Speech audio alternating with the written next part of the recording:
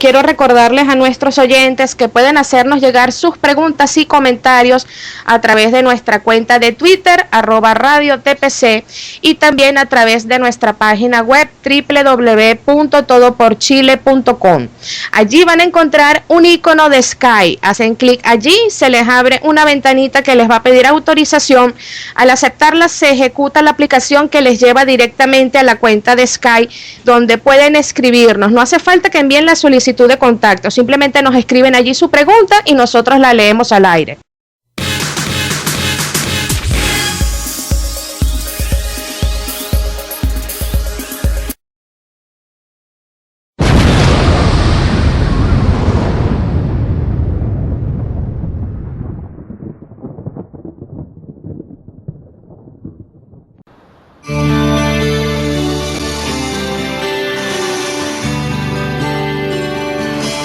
Radio TPC, la voz de los sin voz, presenta su programa Venezuela sin mordaza, con la conducción de Alejandra López.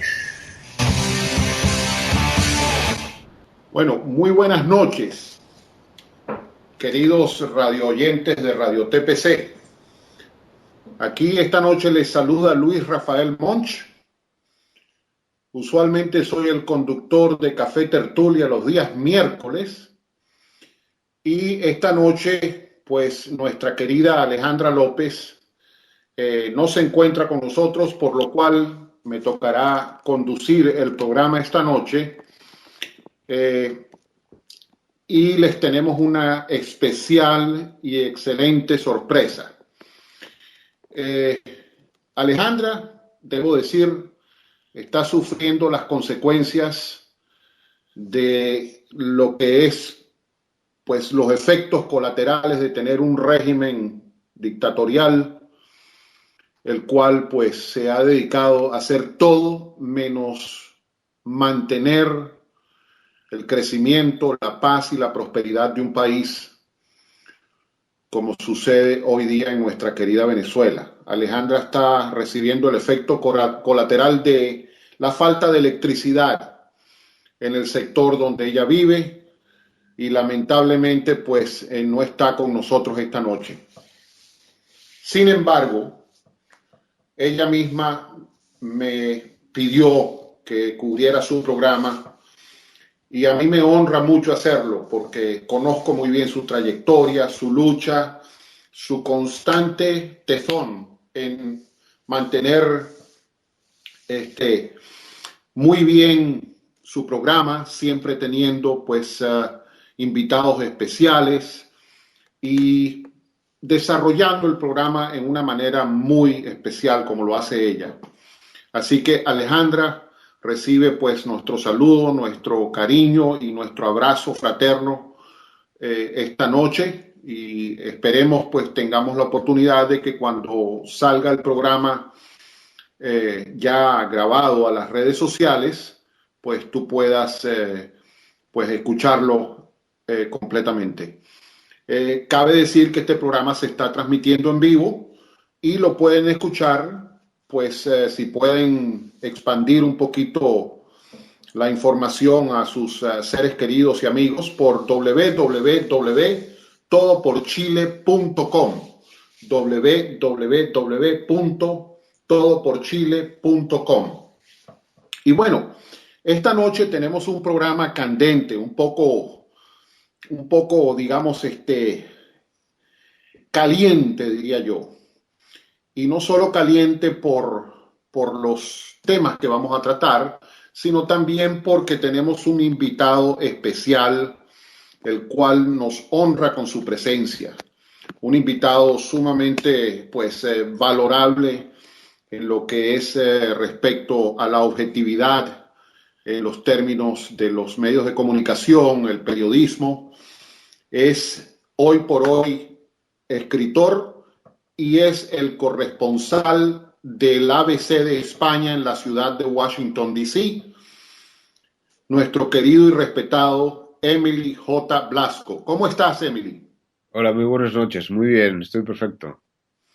Bueno, nos agrada muchísimo tenerte con nosotros.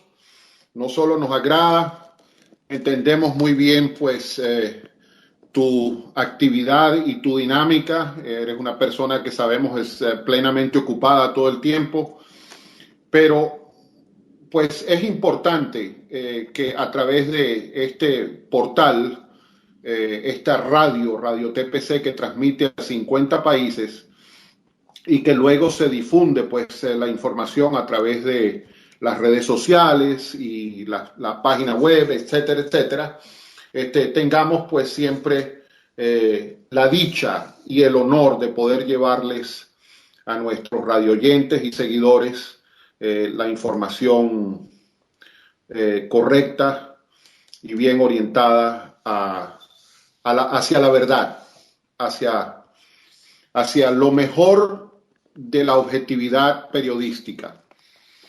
Emily, quiero que nos cuentes un poco de ti.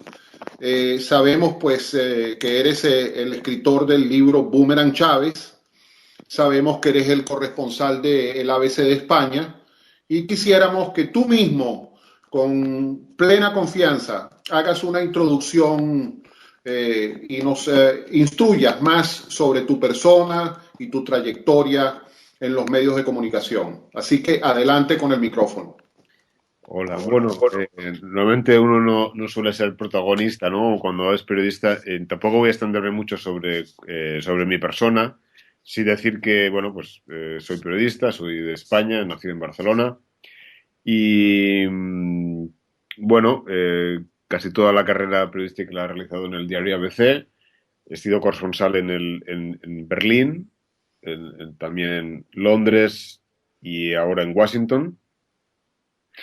Y bueno, aquí en los últimos años la actividad, pues como corresponsal en Washington, pues es la habitual de cubrir a la Casa Blanca, el Congreso, las elecciones últimas que hubo, me refiero a las presidenciales de 2012, y junto con esa actividad del día a día de la corresponsalía de Washington, pues también he ido desarrollando, me he ido ocupando personalmente también de los temas de Venezuela, aunque no corresponden propiamente a la corresponsalía de Washington, que lo normal es escribir sobre Estados Unidos, pero estando en Washington, pues empecé a entrar en contacto con, bueno, algunas fuentes que tenían información especial sobre Venezuela y es ahí cuando empecé a interesarme por el país y empecé a escribir, ¿no?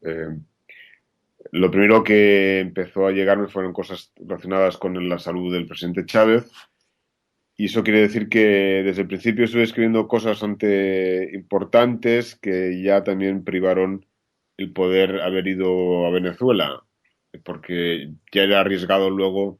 Enseguida estuve señalado, ¿no? Como alguien pues estaba haciendo información de gran notoriedad sobre Venezuela y que no era, que provocaba la crítica del presidente Chávez y por tanto no era seguro y tampoco ha sido seguro después viajar al país, ¿no?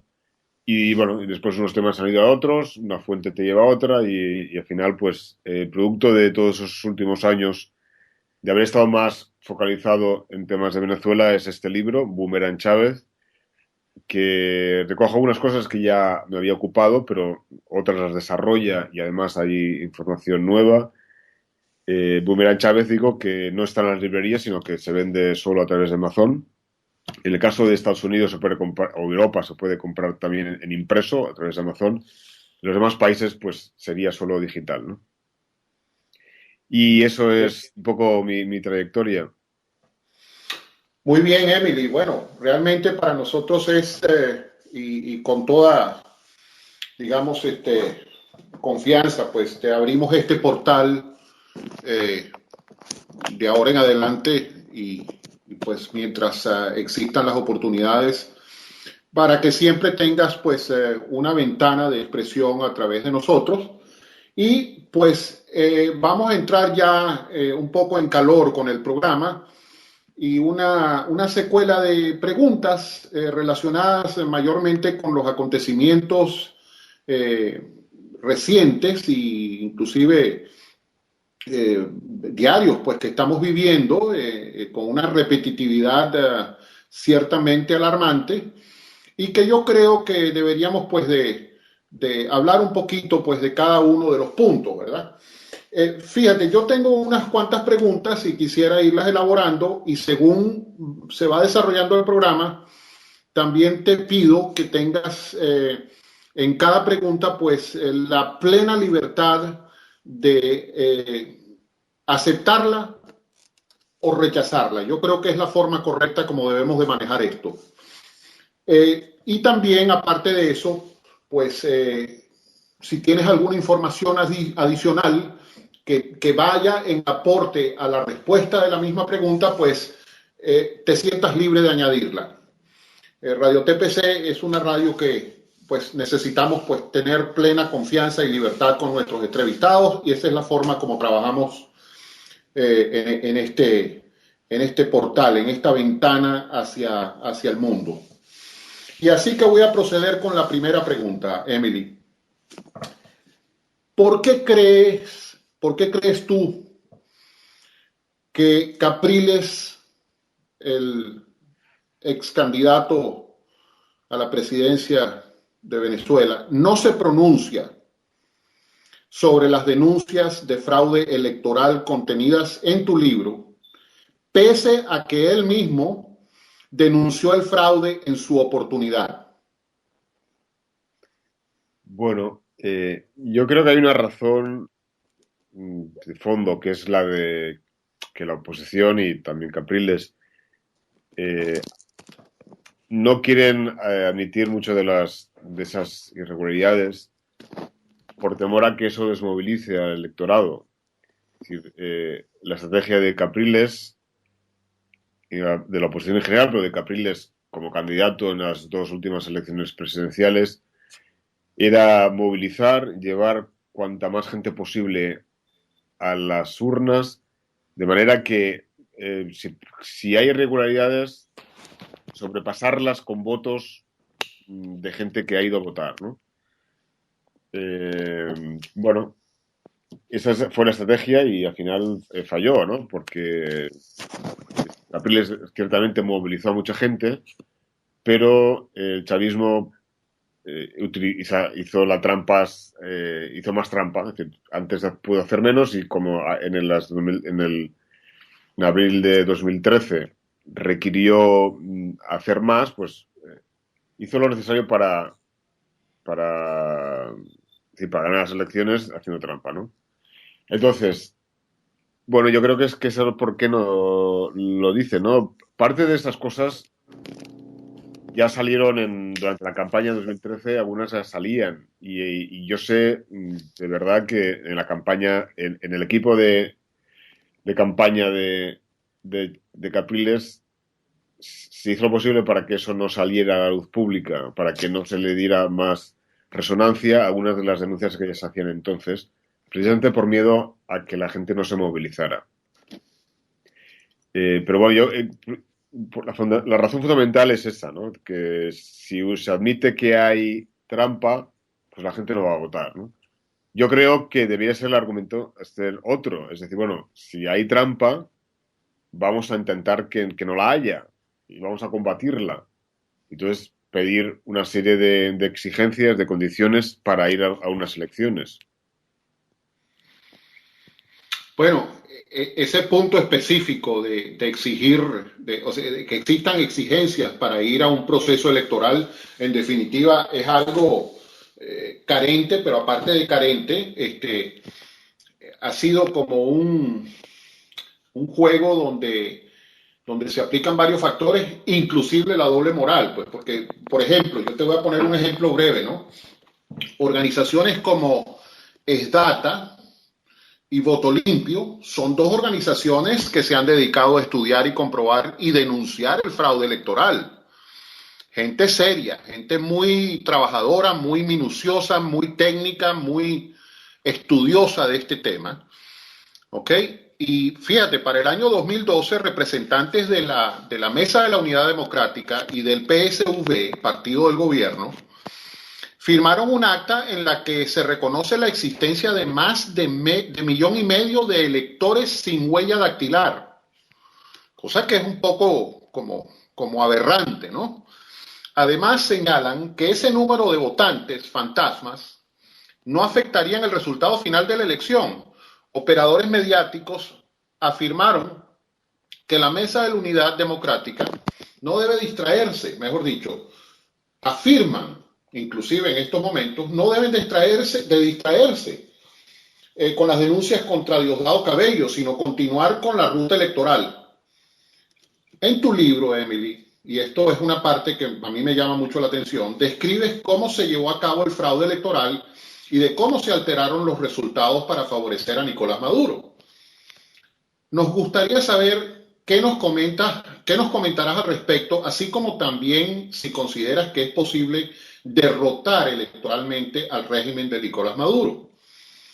Es un tema bastante escabroso porque aquí hay tantos factores, inclusive como te mencioné anteriormente, de la doble moral, que es preocupante ante tantas denuncias y pruebas que se han ido presentando. Así que, ¿qué piensas tú? ¿Es factible derrotar electoralmente al régimen de Nicolás Maduro?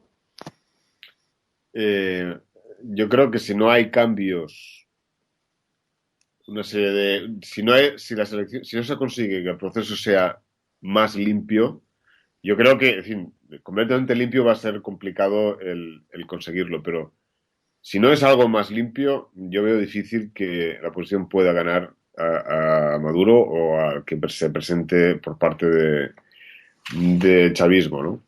Entonces, ¿por qué? Bueno, por un lado, y en el libro lo explico, ¿no? Hay una serie de hechos, no sabemos toda la trampa, pero sabemos bastante de ello, ¿no? Y el hecho de no conocerlo todo no quiere decir que no se, o sea, que hay quien dice, bueno, pues si no me explicas todo, es que no sabes nada. No, sabemos bastante ya sobre esas irregularidades. Entonces, un hecho es, un hecho es que durante la jornada electoral el chavismo sabe cómo van las elecciones.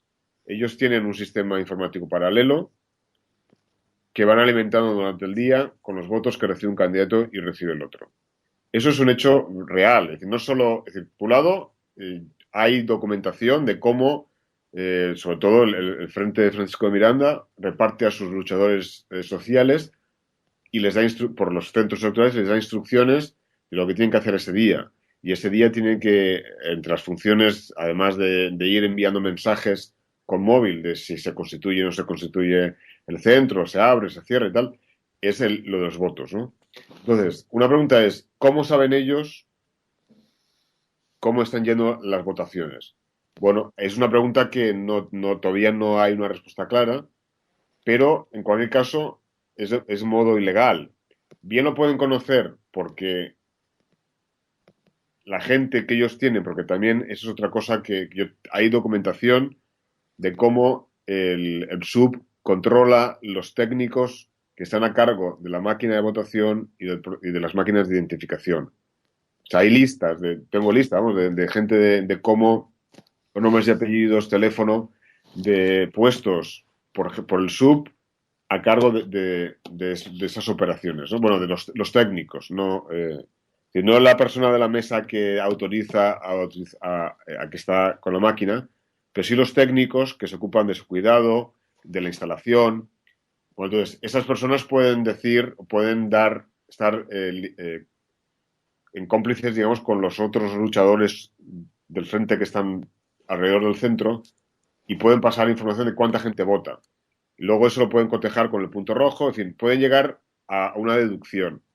Esa sería una opción, que fuera una deducción de cuánta gente ha votado a uno u otro, pero sería a partir de información confidencial que suministrarían desde el centro electoral de un modo indebido. Otra opción es que realmente sepan que hay una conexión inalámbrica con las máquinas de votación. Y las máquinas de votación, por las auditorías que se han hecho, son bidireccionales. Es decir, que puede haber una comunicación con ellas. Entonces, alguien desde fuera puede estar conectado con ellas y puede o bien votar desde fuera con una máquina clonada, una máquina de votación clonada. Sí, pero eso no lo sabemos exactamente, ¿no? Volviendo al hecho, que sabemos es que ellos durante el día van alimentándose el sistema informático paralelo. Entonces, en el libro explico, por ejemplo, que Leamsi Salazar, que fue el guardaespaldas y jefe de seguridad primero de Chávez y luego de Cabello, estuvo durante la jornada electoral con Cabello pues todo el día y estuvieron en una sala situacional instalada en la alcaldía de Libertadores con el alcalde Jorge Rodríguez, y ahí iban en las pantallas de las computadoras, 24 computadoras, una por cada estado más Caracas, cómo iban registrando esos votos, ¿no? Por tanto, eso es real, eso existe. Existe un sistema paralelo que ellos, muy, digamos, como se dice en Venezuela, muy arrecho, ¿no? Es decir, con mucha información, y entonces saber esos datos les permite movilizarse, saber dónde van flojos, dónde tienen que votar más, y utilizando pues todo el voto asistido, llevando el arrastre de enviar coches, o sea, enviar autos, carros a buscar a la gente. Bueno, entonces, y si al final del día ven que saben dónde van por detrás y cuántos votos necesitan para ganar, ahí pueden generar votos falsos que igual durante el día han podido hacer, pero en ese momento es el momento de darle la vuelta al resultado, que es lo que pasó en 2013. Si de acuerdo con el testimonio de Leamsi Salazar,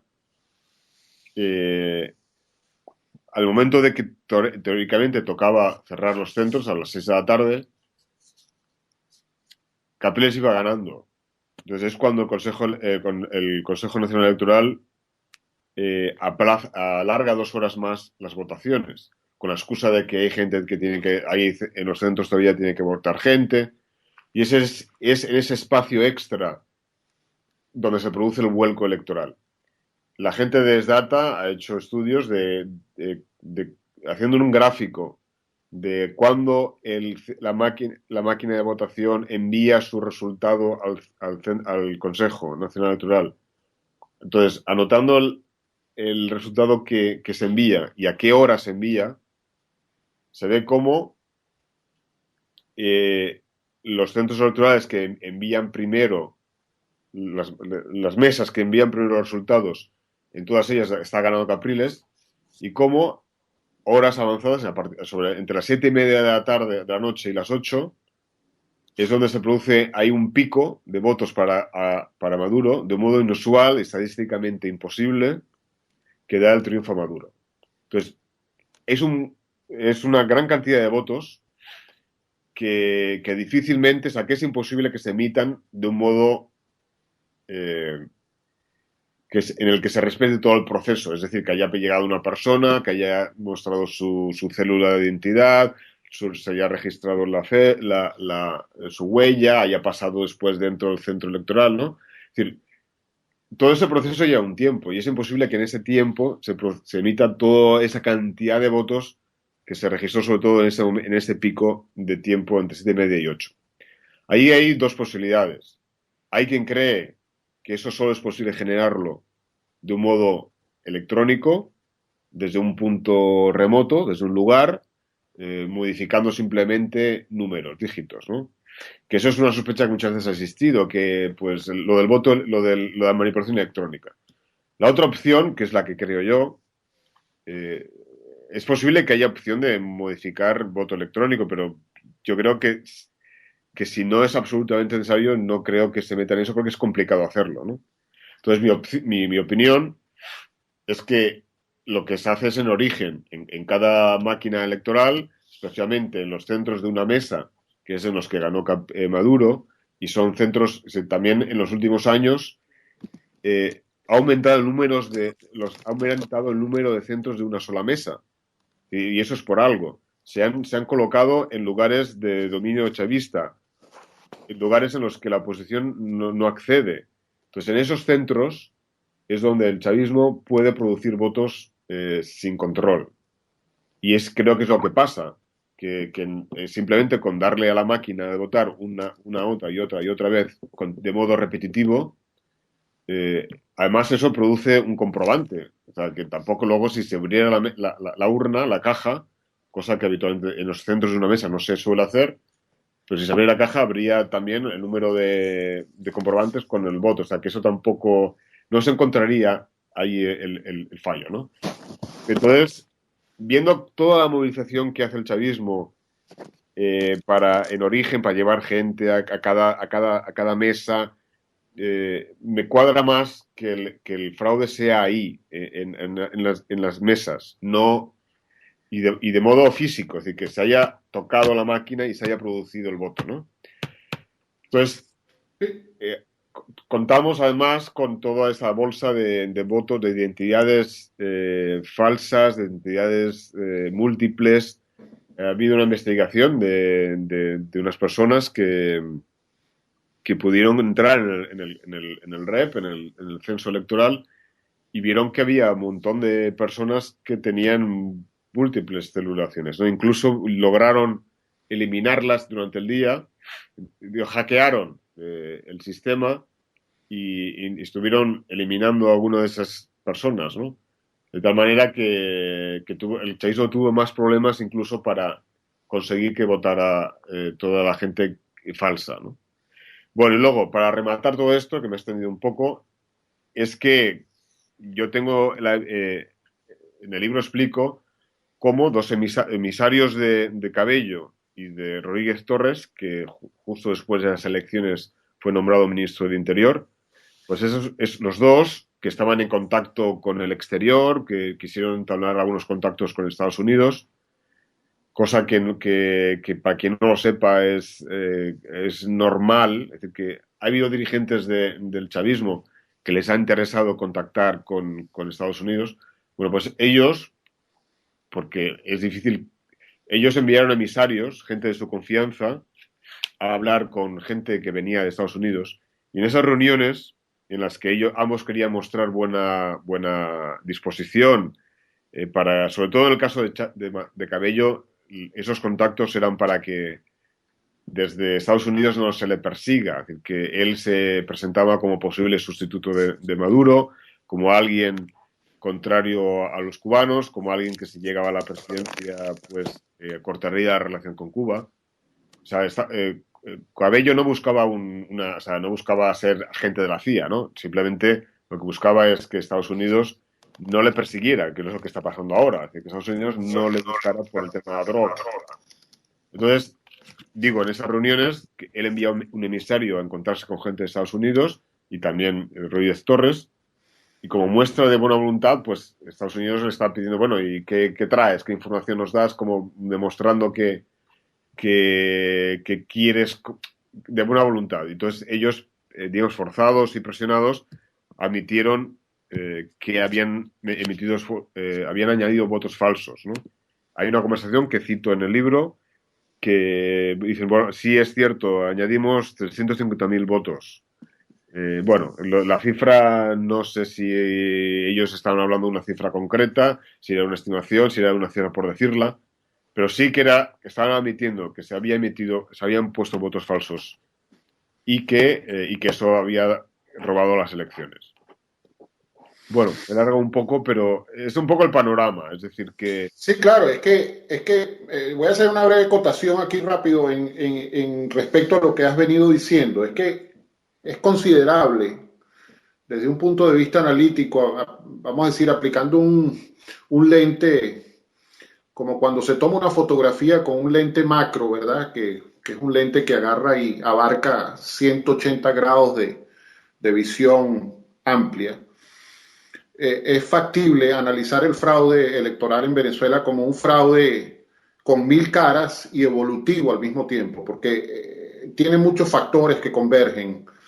Y dentro de las investigaciones, muchísimos de esos factores, yo diría que un altísimo porcentaje se comprobaron.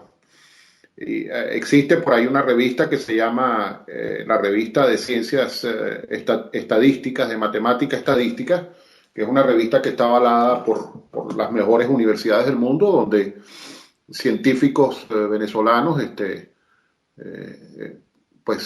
probaron lo del 2004, el fraude del 2004, y así sucesivamente. Esto ha venido siendo parte de un gran proyecto, que ya muchísimos lo conocemos y lo entendemos, para ponerle full control a lo que es la gallinita de los huevos de oro, que es Venezuela, con la cual se ha hecho y deshecho en toda Latinoamérica. Se ha financiado subversión, se ha entrado también en otros planos digamos, de corrupción, etcétera, etcétera, etcétera, compra de conciencias y así sucesivamente. Así que definitivamente que tu explicación y tu respuesta está bastante acertada y muy acorde, pues obviamente, con lo que escribes en el libro y es algo entendible, pues que así sea. Por eso es que nos preocupa, pues, que estas fiestas electoreras que se están dando sigan avanzando y no se ve un resultado contundente de cambio. Por eso es que pensamos que la salida, pues, cada día se ve más lejana en el ámbito electoral. Aquí voy a proceder con una pregunta prácticamente doble, ¿verdad? Doble porque una seguidora de Twitter, tanto de Radio TPC como tuya y mía, escribe en esta pregunta, la cual voy a combinar con la pregunta que yo te voy a hacer, ¿verdad?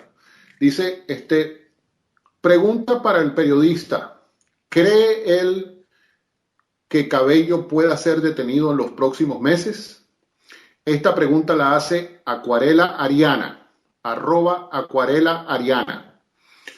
Y la pregunta que yo te voy a formular dice así: ¿por qué crees tú que la MUD, la Mesa de la Unidad Democrática, no se ha pronunciado sobre las revelaciones contenidas en tu libro respecto a los nexos del régimen con narcotráfico, aún después del reportaje del Wall Street Journal y luego de que María Corina Machado les hubiera exigido públicamente un pronunciamiento?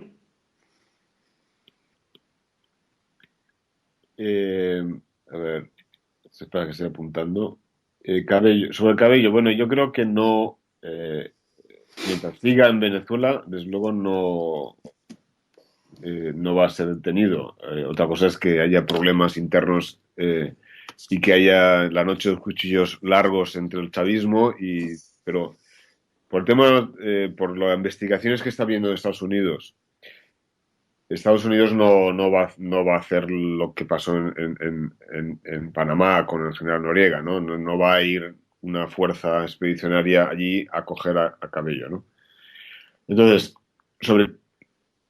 ha salido informaciones, bueno, por lo que he escrito yo, también el Wall Street Journal, sobre que están viendo investigaciones sobre Cabello. Entonces, la duda es si esas investigaciones, que ya están muy ultimadas y parece que Estados Unidos tiene suficientes pruebas sobre la implicación de Cabello en el narcotráfico, la duda es si eso se va a formalizar ya en un procesamiento, en un indictment, que le dicen en Estados Unidos, o no.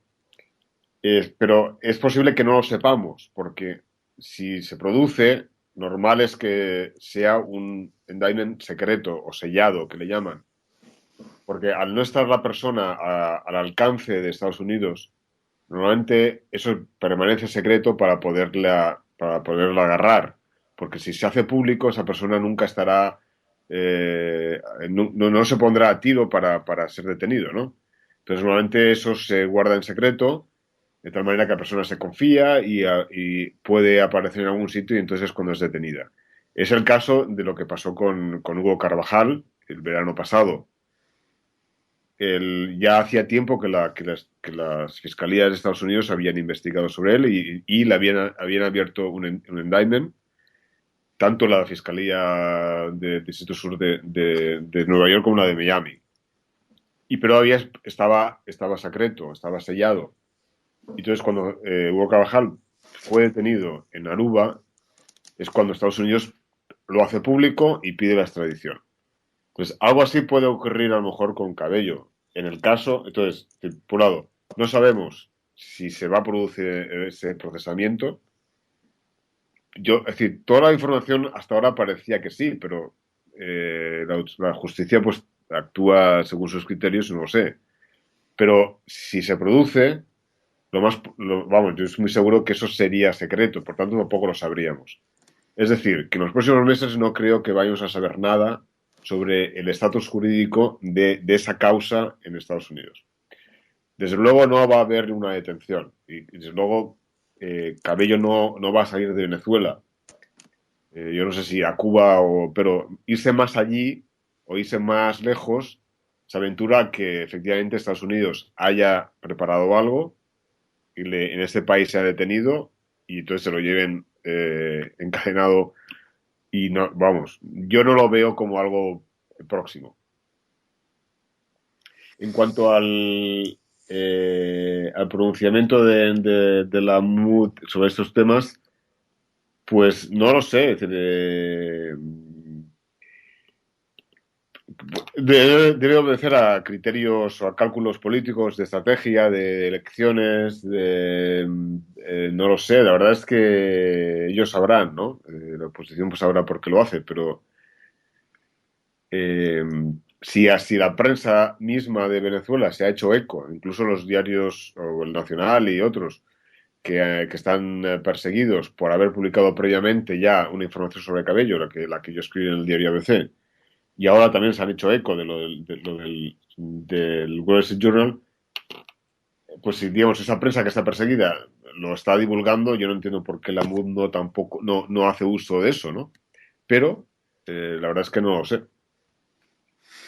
Bueno, es que eso es lo que consideramos lo que estamos luchando, porque la difusión de estas noticias tan importantes lleguen a todos los estratos, no solo internos en nuestra querida Venezuela, sino también en el exterior. Es porque, caramba, tanto tu libro como todo lo que se ha ido difundiendo a través de los medios de comunicación internacionales y nacionales en Venezuela, es de suma importancia. O sea, es una cuestión, el narcotráfico es un tema sumamente escabroso y delicado. Y de la manera que está esto proyectado, muy definitivamente es prácticamente de una lógica elemental que existan enraizamientos y extensiones, yo diría tentáculos, regados por todo el hemisferio, con una complicación extrema, sobre todo por el propósito de transportar la droga hacia ciertos mercados que no son obviamente pues los mercados del sur, que es donde se produce, sino que más bien ir hacia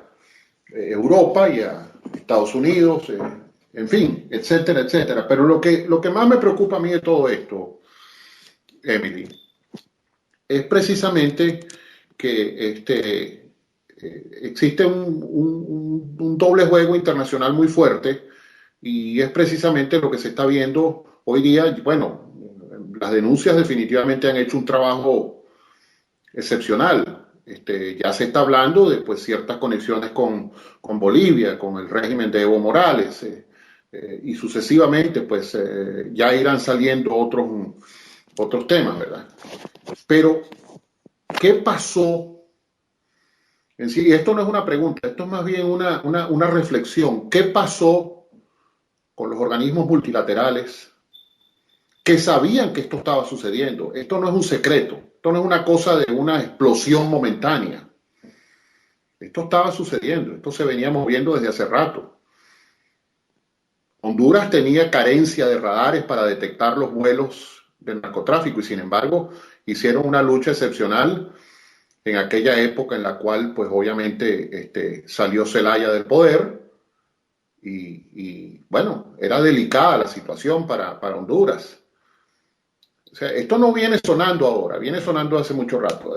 Vamos a proceder, Emily, con la tercera pregunta. Es una pregunta bien interesante también, pues, porque viene, el programa lo voy desarrollando más que nada en el entorno de tu libro y también con ciertos aportes de personajes muy importantes, pues allegados a este ámbito de la lucha, que cabe decir que los derechos adquiridos de la lucha nadie los ha pagado, así que estamos todos en esto los que querramos estar y los que deseamos un cambio y un futuro para toda la región, no solo para Venezuela, para toda la región, donde el populismo deje de erosionar la república y en consecuencia deje de erosionar las democracias, las libertades civiles, las instituciones, etcétera, etcétera.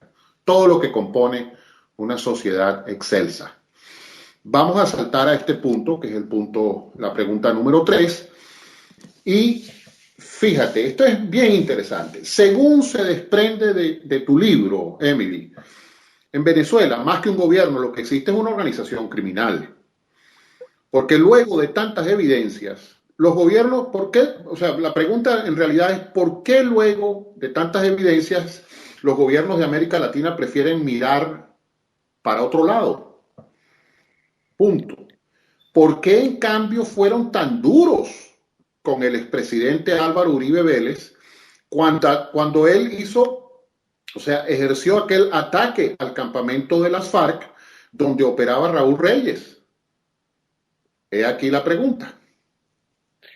Bueno, ahí, en general, en Latinoamérica lo que ocurre es, en general, ¿no? Depende ya de algunas situaciones específicas, pero que los gobiernos en general no quieren meterse con lo que hace otro gobierno públicamente para que luego ese otro gobierno no se meta con ellos. Y hay una actitud un poco, pues, en fin, de taparse las vergüenzas mutuas. Y entonces, yo creo que es algo bastante constante, ¿no? En el caso, bueno, de Uribe, quizás, yo no sé, también estaba el elemento de haber, del tema fronterizo, de que si se excedió en la soberanía, ¿no? de otro país, etcétera. Pero, de todos modos, yo creo que últimas, por ejemplo, hoy ha habido en Washington una rueda de prensa en el Observatorio de los Derechos Humanos de Human Rights Watch, porque estaba el director del Nacional venezolano que estaba allí.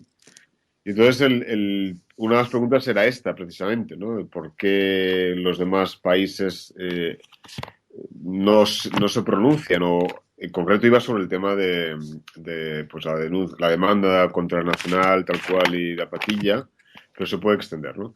Y lo que decía el director para Latinoamérica de Human Rights Watch, que es José Miguel Vivanco, era decir, bueno, sí es verdad que pues OEA, el voto, es decir, Venezuela cuenta con toda una serie de votos propiciados por el petróleo que les hace llegar en términos favorables, pero es verdad que en los últimos años, es decir, quizás desde la muerte de Chávez, poco a poco ha habido más voces internacionales que se están pronunciando, o que algunos países ya no pueden estar tan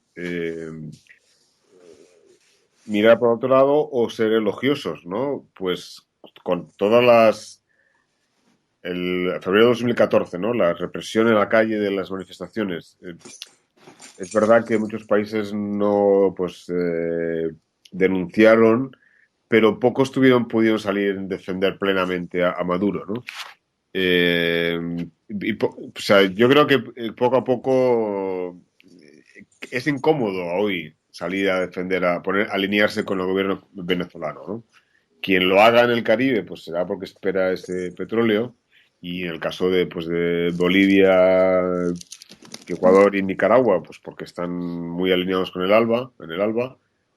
Pero bueno, a los demás es que ya es muy incómodo sentarse al lado de alguien que, el caso de Cabello, que le señalan internacionalmente, ¿no? Como alguien muy metido en el narcotráfico, ¿no?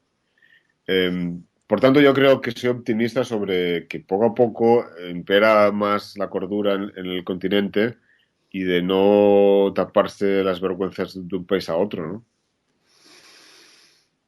Bueno, es que también hay que comprender algo muy, muy visible también. Hay cosas que, yo voy a hacer una breve analogía. Cuando mi padre era niño, él, tomado de la mano de mi abuelo, caminaban sobre lo que hoy día se conoce como el Cerro Bolívar, que es una mina de hierro pues majestuosa. Diría que es la segunda o la tercera en el mundo, es algo gigantesco. Y las 3/4 partes de ese cerro estaban dentro de un hato de una hacienda que se llamaba Laguna Clara, que era de mi abuelo. Mi abuelo era pionero, ingeniero geólogo, y trabajó muchísimo pues, en cuestiones de minas en Venezuela, minas de hidrocarburos y todo eso. Y él salía con mi papá, tomado de la mano, y recogían los pedazos de hierro a flor de tierra. Y esos pedazos de hierro se los llevaban a la casa y los utilizaban como para detener una puerta abierta, en fin, los usaban en diferentes aplicaciones. Mira, Emily, todo esto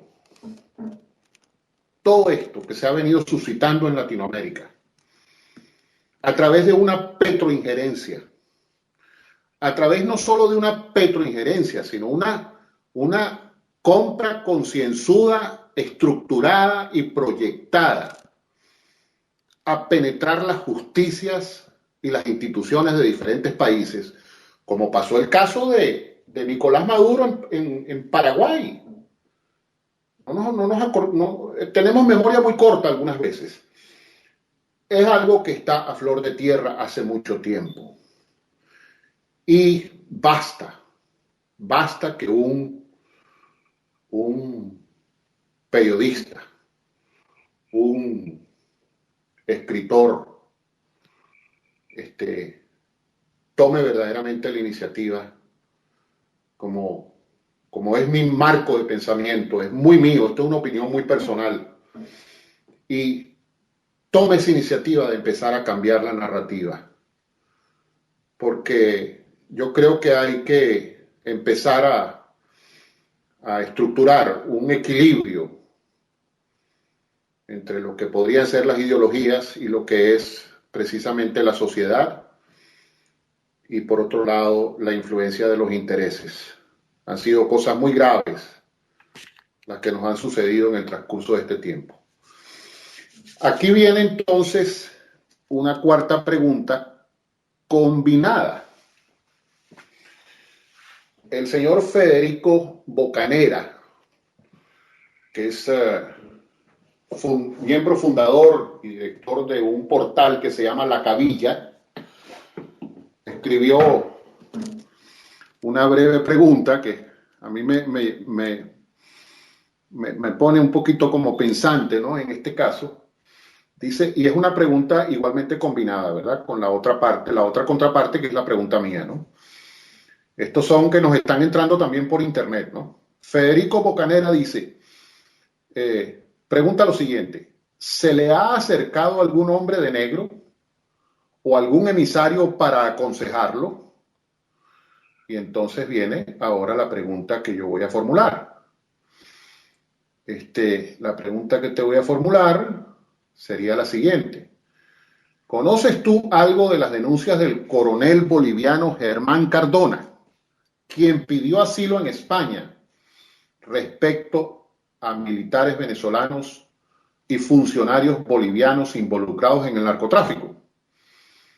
Hay un artículo precisamente publicado en www.elmundo.es/internacional, y luego sigue hacia adelante una retajila de números que no te la voy a leer, pero básicamente es un artículo publicado en elmundo.es. Aquí están las preguntas. Adelante. Sí, la pregunta al hombre negro se refiere a si me he sentido observado, vigilado, algún espía o algo así, o... Yo lo voy a dejar a tu interpretación. Yo Bueno, verdaderamente esa pregunta también tendría que darle un poquito de cabeza e interpretarla, pero me gustaría que la interpretaras tú. bueno, por un lado, por ejemplo, durante la época de la salud de Chávez, cuando estaba ya después operado y estaba en Cuba, desde que los últimos 2 meses antes de que se anunció su muerte, sí que me dio la sensación de que había alguien que, bueno, que me seguía, ¿no? Pero bueno, tampoco le di más importancia y nunca estaba hasta seguro si es algo que tú te imaginas, o algo que tal, ¿no? Pero nada más, ¿no? Y después, bueno, uno procura, o sea, no recibir ninguna, no he estado en ninguna situación de amenaza que yo la haya visto como que, en fin, que apareciera alguien con idea de hacerte daño. Pero bueno, no sé si la pregunta se refería a eso, ¿no? En cuanto a lo de las denuncias en cuanto a Bolivia, efectivamente, también nosotros, además, bueno, el general Cardona está en España estos días y ha dado entrevistas a diferentes medios. También nos dio entrevista al diario ABC, que un compañero mío en Madrid la hizo. Pero yo no sé nada nuevo. Es decir, esas informaciones están saliendo ahora. Yo no me. O sea, yo estoy más centrado en Venezuela. La conexión con Bolivia no la he seguido mucho. Y quizás es ahora cuando empieza a salir algo más. Y por tanto, en el libro ya no está incluido porque lo cerré pues en abril. Pero bueno, es creíble lo que está explicando el general, ¿no? Porque luego hay un poco o sea, de la relación de Venezuela o del chavismo, el ALBA, Chávez que tenía con los otros países del ALBA. En el fondo hay un poco de exportar lo que yo, bueno, en el libro hablo de Mac Chávez, ¿no? El combo. Bueno, Venezuela ha aportado financiación a los partidos, pero también ha ido trasladando otros modos operandi. Y uno de ellos es el tema de la droga, de un o de lavados de dinero. Entonces, no es de extrañar que Venezuela, que funciona como un narcoestado, tenga, eh, tenga, haya extendido, haya trasladado a esos otros países, a algunos de esos países, ciertas actividades ilícitas relacionadas con la droga.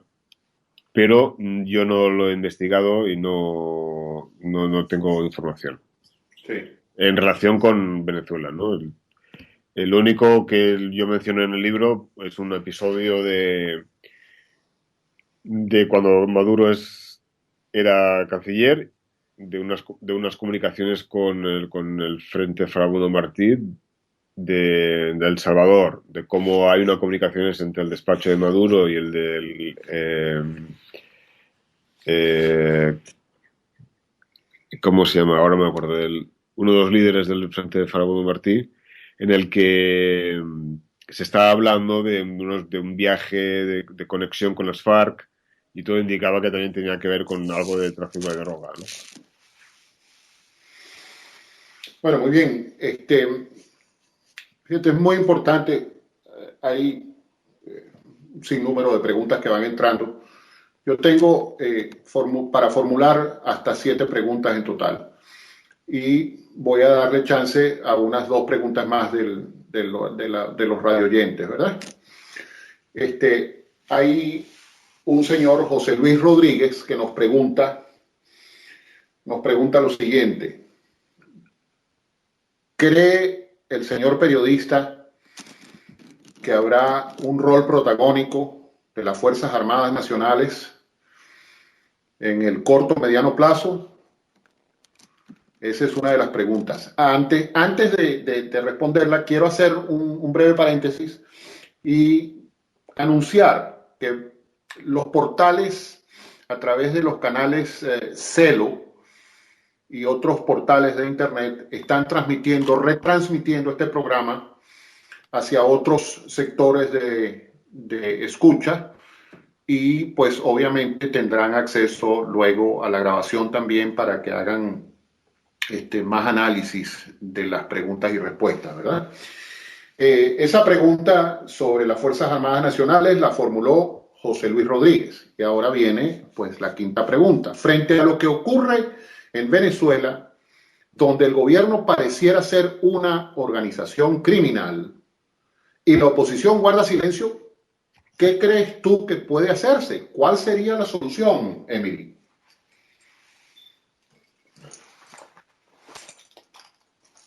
Sobre el tema de las Fuerzas Armadas, bueno,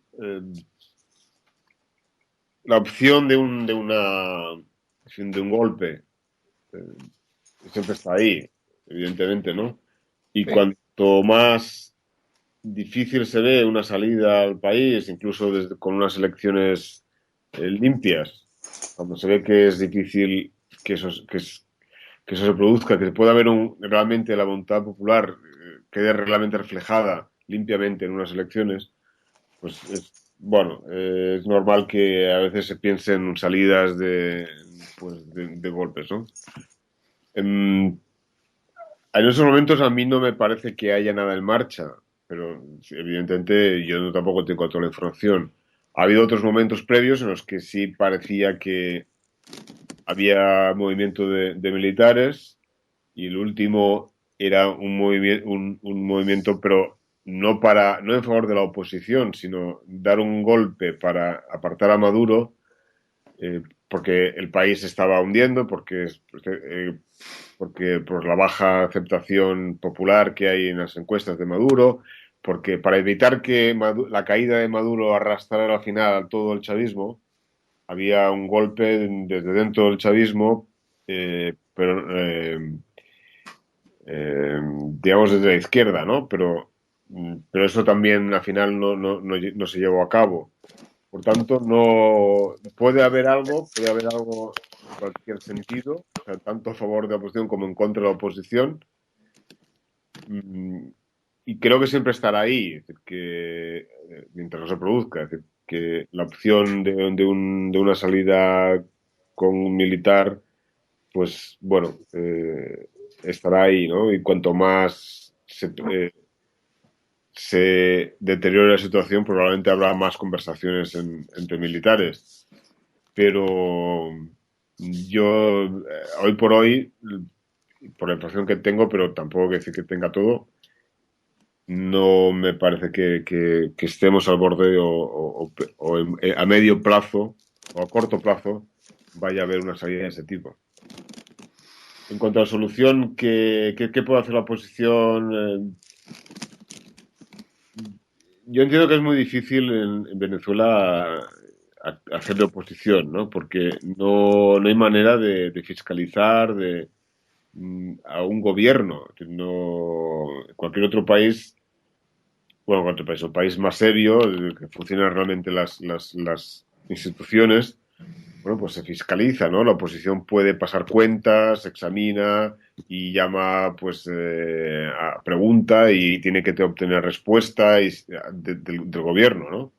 En caso de Venezuela no es así. Es decir, la autoridad judicial está plegada plenamente, completamente al gobierno. No hay manera de saber las cuentas de cosas gubernamentales, ¿no? Desde PDVSA, que también puede engañar en sus cifras, a cualquier otro ámbito. Entonces, en el caso antes que mencionaba, ¿no? De por qué no se echa, o sea, el tema de si Cabello está o no implicado en droga. Es que tú lo puedes preguntar en la Asamblea Nacional y te contestan que no, o que es mentira y que todo es una confabulación internacional del eje Bogotá-Madrid-Miami. Entonces, te contestan con una mentira o con una salida de ese tipo y entonces tú cómo reaccionas. Entonces, es difícil, yo entiendo, para la oposición, ¿no? Sí. Yo, de todos modos, vuelvo al tema electoral. Pienso que eso tiene que arreglarse, y que tiene que irse a unas exigencias electorales y si no se rompe por ahí, no habrá manera de que que realmente haya la posibilidad de democracia en Venezuela.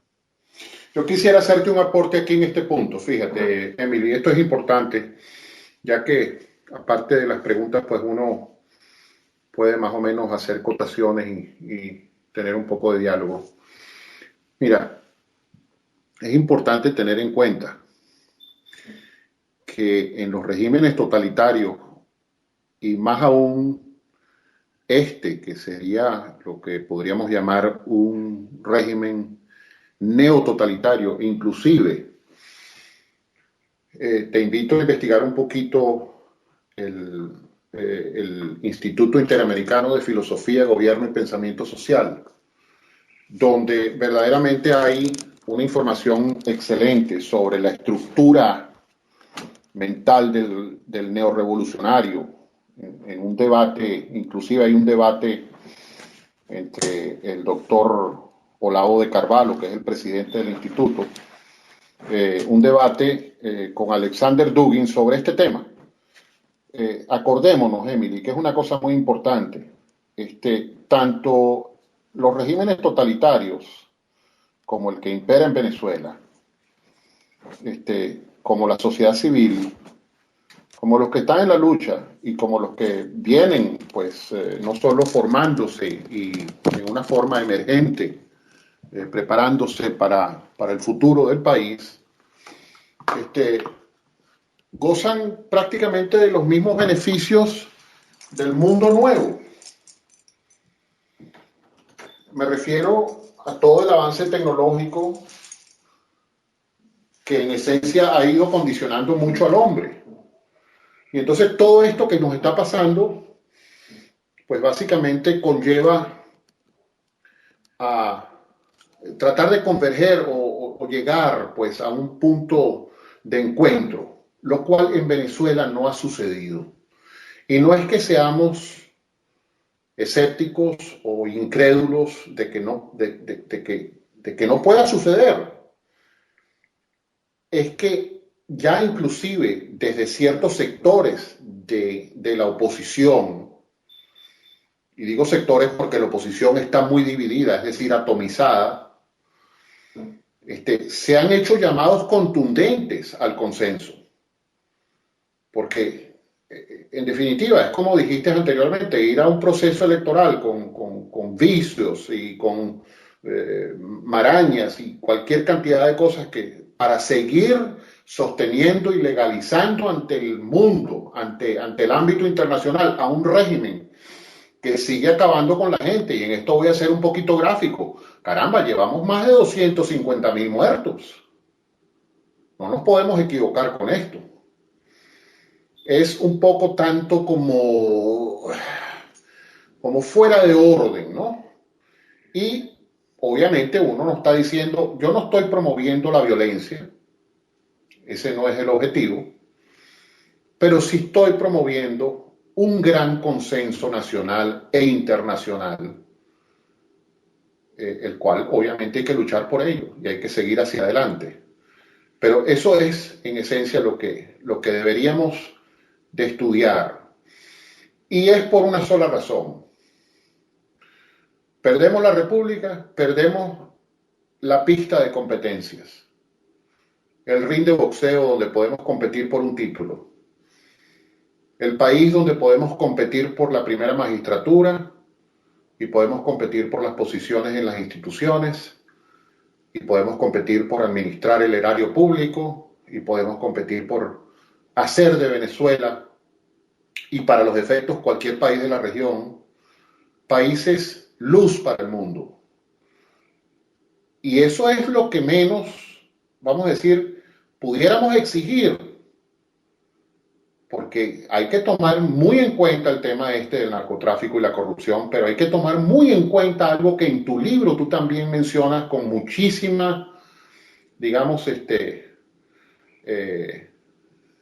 excelencia y explícito lo que mencionas sobre el tema de los radicales islámicos y todas esas influencias que se han venido posicionando a través de todo este tiempo en todo el hemisferio y vamos a decir en muchas posiciones, tanto políticas como en el sector privado, etcétera, etcétera. Entonces, mira, vamos a seguir con las preguntas. Aquí viene una que es un poquito, digamos, yo no la llamaría repetida, pues, pero es una pregunta como para enfatizar el punto. Y la puedes contestar con una respuesta breve, como te puedes expandir un poco más. Siéntete siempre con plena libertad, ya tú sabes que como que si estuvieras en una poltrona cómoda, dirigiéndote al público, y en tu casa, esta es tu casa, Emily. La pregunta dice así: desde que usted escribió el libro hasta la fecha, ¿le ha llegado a usted información adicional sobre los nexos de Diosdado Cabello y otros funcionarios venezolanos con el narcotráfico? ¿Crees tú que ya exista una orden de detención sellada contra Cabello? Cuando dicen sellada, pues obviamente tiene doble, yo diría que una doble interpretación ahí. Sellada, pues porque simplemente puede ser secreta y no se va a revelar tan fácilmente, y porque pueda estar sellada ya por una institución judicial, pues un organismo judicial en los Estados Unidos, ¿no? Así que adelante, el micrófono es tuyo. Bueno, desde que acabé el libro no he tenido más información. La verdad es que me he centrado mucho en divulgarlo. He estado de viaje en España 2 semanas, he vuelto aquí, entonces no me he centrado en recuperar el contacto con fuentes. Y no tengo más información sobre ese, o sea, más información que vincule a Cabello con el narcotráfico. Y en cuanto a lo de la acusación, si está sellado o no, perdón, si se ha formalizado el indictment, si se ha hecho, ya lo he comentado antes, no tengo información, tampoco el Wall Street Journal, que publicaba esta semana su artículo, también tampoco lo da tampoco tiene el dato de que se haya hecho, y la convicción mía de que si se hace, pues efectivamente sería sellado, ¿no? Pues para estar en secreto. Pero no tengo nueva información y no sabemos si el indictment se ha hecho o no se ha hecho. Ok, muy bien. Aquí tenemos una pregunta, última pregunta, pues, de parte de uno de nuestros seguidores y radio oyentes, el señor Noel Pereira, de Twitter. Noel Pereira pregunta: ¿qué está haciendo Europa por el narcotráfico, ya que España es un puente para la Unión Europea? Esa es, digamos, parte es la pregunta que nos proviene de la internet, y tiene una segunda parte, perdón, dice: y para sancionarlo a los funcionarios, obviamente. Ese es Noel Pereira, seguidor de Twitter, y que lo seguimos también a él. Luego la pregunta formulada por este servidor se refiere a lo siguiente: ¿crees tú, Emily, que el reportaje del Wall Street Journal refleje un deseo de los Estados Unidos y de los cubanos, ahora que se han acercado, para descabezar a Cabello a fin de fortalecer a Maduro? Porque si el tráfico de drogas lo ordenó Chávez cuando se alió con las FARC, y si Maduro siempre estuvo al tanto de todo, ¿por qué el blanco es solo Cabello y no Maduro también? O Maduro en ese caso. Adelante, Emily, el micrófono es tuyo. Bueno, en cuanto a Europa, aunque digamos con la Unión Europea funciona como una agrupación de países, hay ámbitos en los que cada país funciona un poco por separado. En el caso de la droga, no hay una autoridad con la fuerza o una agencia con la fuerza que existe en el caso de Estados Unidos, de la DEA, ¿no?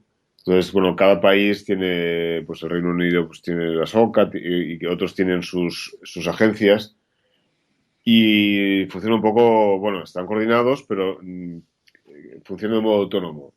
Por tanto, al no existir una autoridad fuerte relacionada con la lucha contra la droga, no existe la misma el protagonismo que puede tener la DEA en el ámbito pues, de Centroamérica, ¿no? De lucha contra la droga.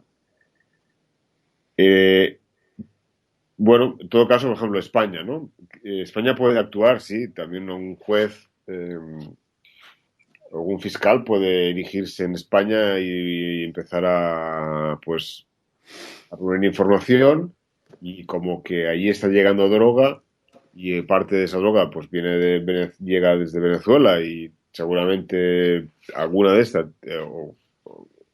ha pasado por el trámite o por las manos del cartel de los soles, pues puede presentar también, perseguir, ¿no? Puede hacer algo, abrir una investigación y presentar una causa, pero eso todavía no se ha producido, ¿no? Y yo no sé si eso ocurrirá.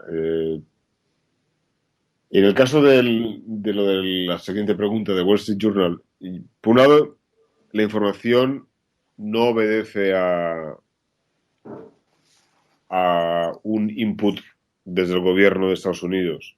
El Wall Street Journal lleva, bueno, pues como un periódico, pues tiene información, la reúne y la publica cuando cree oportuno.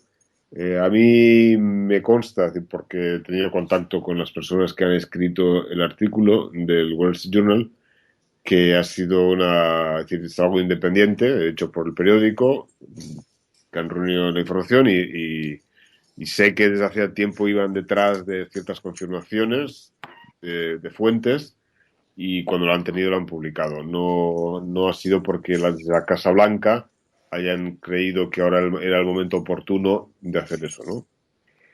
De todos modos, o sea, una cosa es que, o sea, vale, dejamos así lo de Wall Street Journal.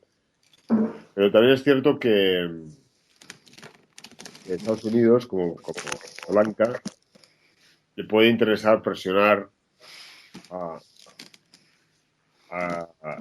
alguien en Venezuela, a Cabello, para por un lado, para evitar que siga fluyendo la droga o por intereses políticos, ¿no? Entonces, en las negociaciones que ha habido entre Cuba y Estados Unidos, sobre todo en el momento de las negociaciones secretas que llevaron al anuncio del 17 de diciembre para restablecer las relaciones o empezar a negociar públicamente la apertura de embajadas, que aún siguen en ese proceso, bueno, pues en esos meses previos la cuestión de Venezuela estuvo sobre la mesa. No sé el detalle, probablemente no fue nada como muy explícito, pero sí probablemente hubo un acuerdo en el sentido de que Estados Unidos podía presionar sobre Venezuela, especialmente sobre Cabello, porque ahí había informaciones que lo vinculan a él más con el narcotráfico o un modo más directo o porque él es más cabecilla en eso que Maduro. Entonces, en ese trato era que, bueno, pues Estados Unidos puede presionar con el tema de la droga y sobre Cabello, que además a Cuba, pues Cabello, pues luego no es de los suyos, ¿no? Entonces, o sea, Estados Unidos podía hacer eso y que eso no rompía el proceso que estaban abriendo Cuba y Estados Unidos, y a su vez Estados Unidos aceptaba que Cuba siga teniendo cierta influencia sobre Venezuela y que eso no iba a romper las relaciones, las negociaciones que estaban manteniendo Estados Unidos y Cuba. Bueno, pero dicho eso, y probablemente es algo muy... Simplemente yo creo que buscaban ambos la seguridad del otro, de que si uno actuaba en ese sentido y el otro en el otro, no se iban a enfadar mutuamente, ¿no? Lo que buscaban sobre todo era, supongo, asegurar que las negociaciones iban a seguir, ¿no? Y que ambos tenían las manos libres, uno para perseguir en el tema de la droga y el otro pues para seguir manteniendo influencia en Cuba. Bueno, entonces, Estados Unidos realmente le interesa, lo hace para cargarse a Maduro, a Cabello y así auxiliar a Maduro, Yo creo que no. Es decir, en el caso de Estados Unidos hay una actuación que es de oficio, que es de la DEA, de que cuando tiene información actúa, que desde que la muere Chávez cada vez ha empezado a haber más información, gente que ha salido, gente que ha ido declarando en Estados Unidos, desde Eladio Aponte, que salió un poco antes de la muerte de Chávez, que él también en sus declaraciones vincula a Chávez, diciendo que está al tanto de la droga, del negocio de la droga, y que también señala a Cabello como muy alto responsable de ese narcotráfico, desde Cabello a otros que han ido saliendo y hasta pues el caso último así más notorio de Lapsi Salazar. Y cuando la DEA tiene esas informaciones, actúa, ¿no? Y no porque la Casa Blanca quiera o no quiera, ¿no? Por tanto, yo creo que la presión de Estados Unidos, si hay una presión por parte de la Casa Blanca, es para que acabe o se reduzca la implicación del narcotráfico o para castigar a los responsables. No veo como un juego de favorecer a uno para que el otro o castigue al otro, en fin. Y porque además lo que estamos viendo es que el haber señalado a Cabello y el haber presionado sobre el Cabello con esas informaciones de narcotráfico no le han marginado, al menos de momento, dentro del chavismo. Y lo que ha conseguido, o sea, Maduro, ante esas informaciones que han ido saliendo en los últimos meses, podía haber aprovechado la ocasión y haber desplazado, haber marginado a Maduro, perdón, a Cabello, ¿no? Sin embargo, no lo ha hecho, probablemente porque no ha podido. Y eso indica que Cabello y Maduro, en el fondo, tienen un poco bastante su suerte, su futuro está bastante unido, ¿no? Es posible que Cabello tenga información sobre Maduro. Maduro tampoco tiene manos limpias en cuanto a la droga.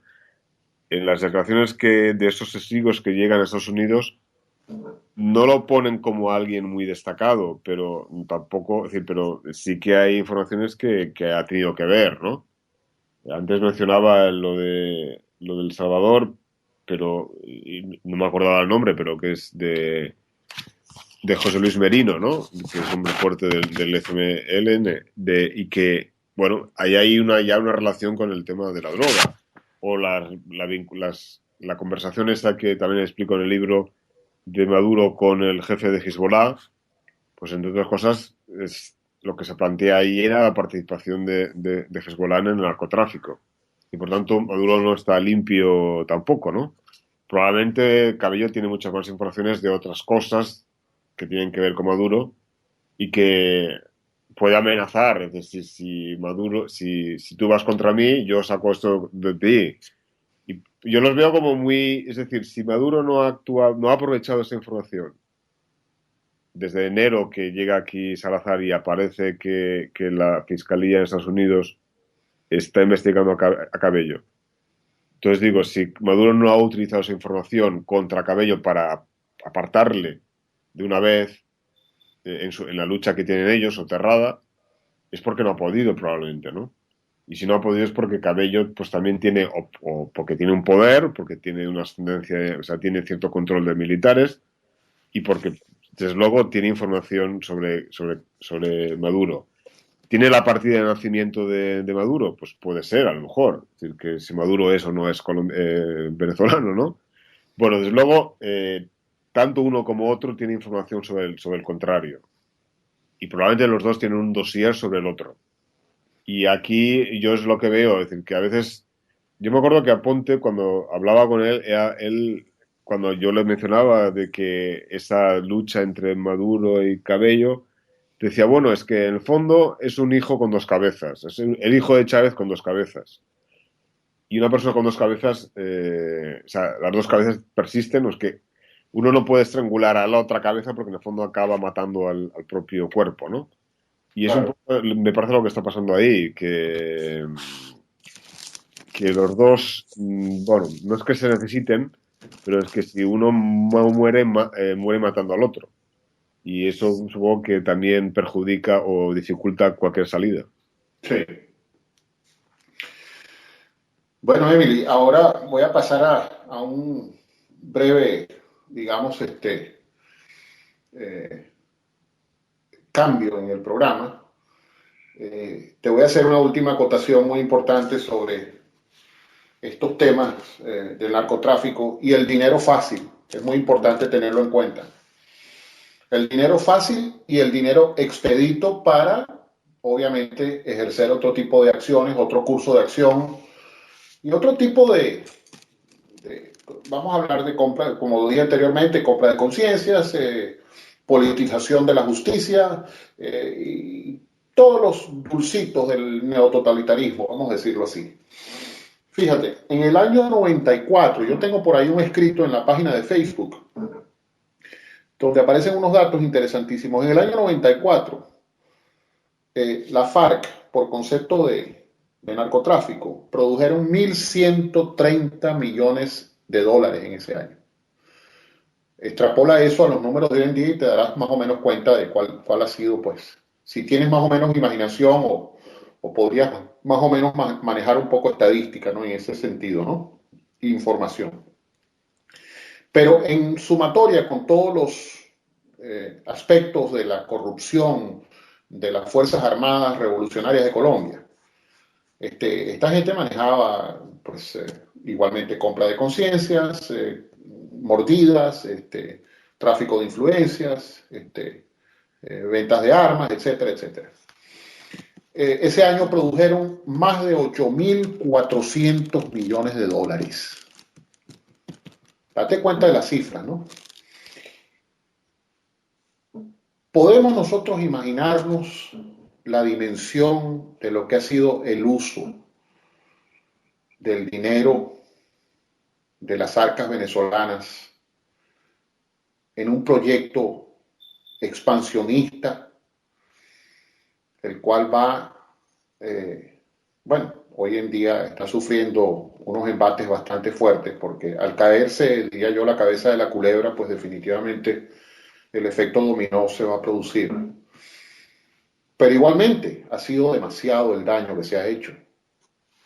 Demasiado el daño que se ha hecho.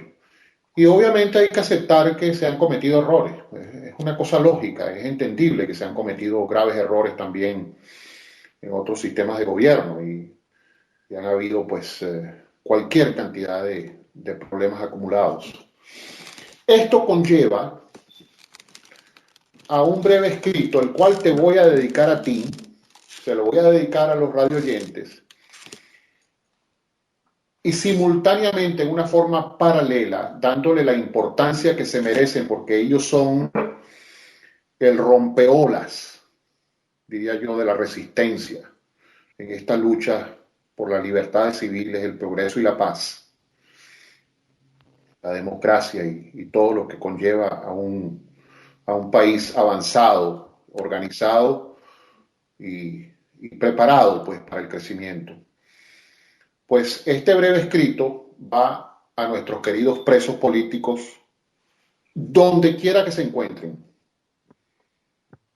Le vamos a dar un poco de énfasis, obviamente, a los de Venezuela, a los de Chile, a los de Argentina, a los de Nicaragua, Uruguay, Paraguay, etcétera, en todo el hemisferio donde existe un preso político y en todo el mundo. ¿Por qué no en todo el mundo? Hay que decirlo así.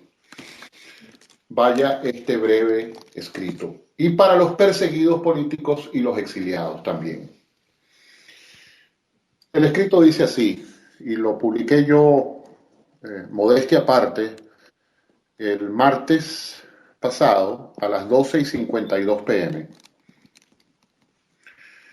Y dice de la manera siguiente: la pobreza, la falta de educación y el mal vivir de los ciudadanos son menester de toda una sociedad y gobierno donde las instituciones son sólidas, la administración es honesta y los principios, valores y derechos humanos imperan sobre todo.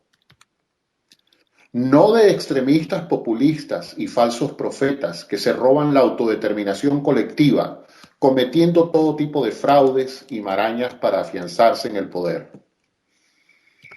Hemos llegado a los tiempos donde las ideologías políticas tienen que tener un equilibrio con el bienestar ciudadano, y proveer con consistencia y perseverancia todos los factores que aportan a la felicidad de cada uno de los integrantes de la sociedad. El principio de todo lo anteriormente mencionado es la república, donde convergen por resultado de la elección popular el poder ejecutivo, el poder legislativo y el poder judicial, sumados a una sociedad que crece y prospera en paz y concordia. Sin república no hay espacio para competir limpia y legalmente, por lo que es imperativo salir del oprobio. Honestamente, Emily, estamos en una lucha por exaltar y por rescatar aquello que se nos ha extraviado. Yo creo que en Venezuela se han agotado, diría yo, todo lo que tiene que ver con los factores políticos, sociales y económicos. Los discursos están agotados. La repetitividad. Y entonces entran ráfagas de violencia, ráfagas enormes de corrupción, oleadas de escasez, la moneda no vale nada. O sea, hoy estamos montados en 430 bolívares, quién sabe más, estamos rumbo a los 500 bolívares por dólar. El país se está empobreciendo a una velocidad vertiginosa. Hay que tomar en consideración todos estos factores. Y lo último que quiero decir, se lo quiero dedicar, no en una forma irónica, sino en una forma muy directa, al saliente secretario general de la OEA, que ahora ha comenzado a manifestar preocupación por Venezuela. Hay que tener esto muy en cuenta. Tenemos que hacer un análisis retrospectivo de la infinidad de ocasiones en las cuales se les advirtió y se les dijo. Y es que los organismos multilaterales no pueden estar allí simplemente para estar allí como unos clubes de miembros disfrutando de sus posiciones. Tienen que estar allí porque han sido creados por un propósito. Y ese propósito es buscar, de alguna manera, el bienestar de todos los miembros que componen esos cuerpos. Mira, Emily, ha sido definitivamente un gran honor tenerte con nosotros. Ya pronto vamos a tener una sorpresa que la vamos a anunciar con suficiente tiempo, con la importantísima participación del Instituto Interamericano por la Democracia, presidido por el doctor Carlos Alberto Montaner, también la especial presencia de el doctor Carlos Sánchez Berzaín, y tendremos pues oportunidad de expandir el anuncio en su momento específico. Como te lo dije anteriormente, este portal es para ti, está abierto todo el tiempo, te puedes comunicar con cada uno de nosotros, vas a tener todos nuestros datos, toda nuestra información, y este portal pues se escucha en 50 países. Tenemos ya una expansión bastante interesante y el crecimiento va avanzando poco a poco. Toda esta noche ha sido una noche estelar para Venezuela sin Mordaza y para Radio TPC, la voz de los que no tienen voz. Y nos agrada muchísimo pues tenerte, saber que existen hoy día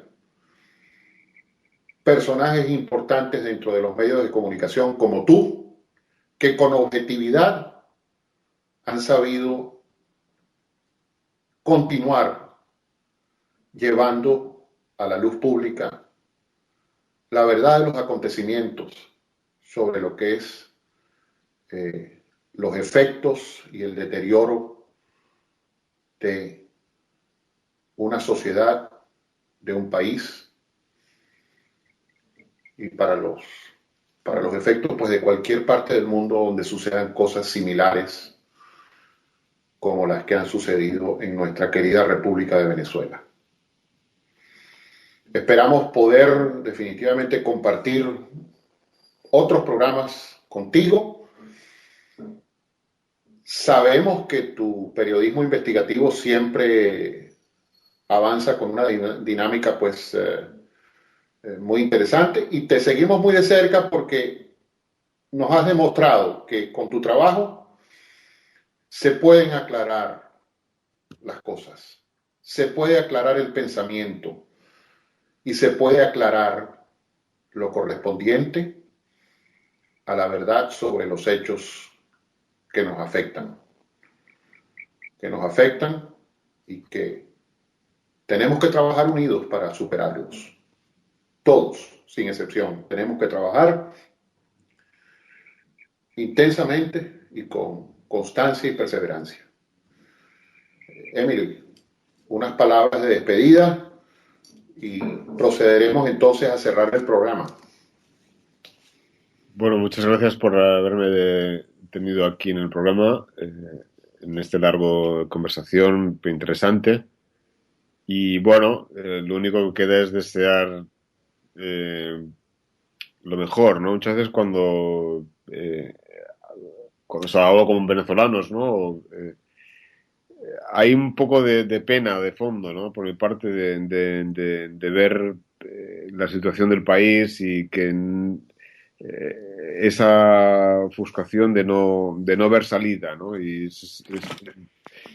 ese punto de frustración es algo doloroso y que me gustaría que los venezolanos lo pudieran superar. Bueno, muy bien, muy bien. Una vez más, ya sabes dónde tienes tu casa. Estaremos en contacto. A nuestra querida Alejandra López, que no pudo estar con nosotros. Yo sé que en su momento ella estará en contacto contigo, siempre agradeciéndote y extendiéndote de nuevo pues otras invitaciones.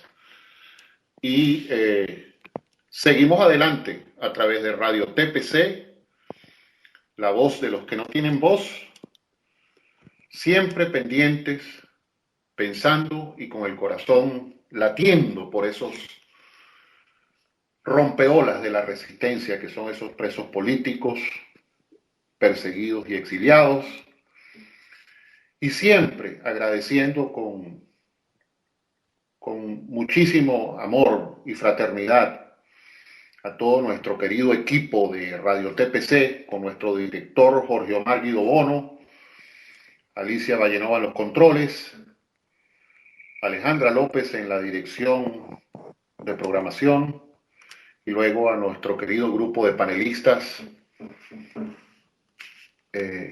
Manuel Contreras, que se ha dicho de paso un saludo especial para Manuel Contreras por el presidio de su padre, que se está prácticamente acabando en la cárcel del régimen chileno neototalitario, que ha llevado pues tanto golpe, pues el general Contreras. A nuestro querido coronel Roberto Velasco, también panelista, y a todos los que conforman el grupo de panelistas de Radio TPC, vaya un saludo cordial siempre. Y esta noche pues les deseamos a todos un feliz resto de esta semana de mayo. Disfruten en familia, disfruten unidos y sigamos adelante. Los seguimos invitando la próxima semana a toda nuestra programación y les agradecemos enormemente a todos nuestros radioyentes este apoyo incondicional con nosotros siempre. Este programa será publicado a través de la cuenta de Twitter @radiotpc y a través de la cuenta de Facebook y a través de nuestra página web www.todoporchile.com. Una vez más, querido Emily, buenas noches, radio oyentes, buenas noches y que tengan un feliz fin de semana. Escuchas Radio TPC, Boston, Chile y América toda.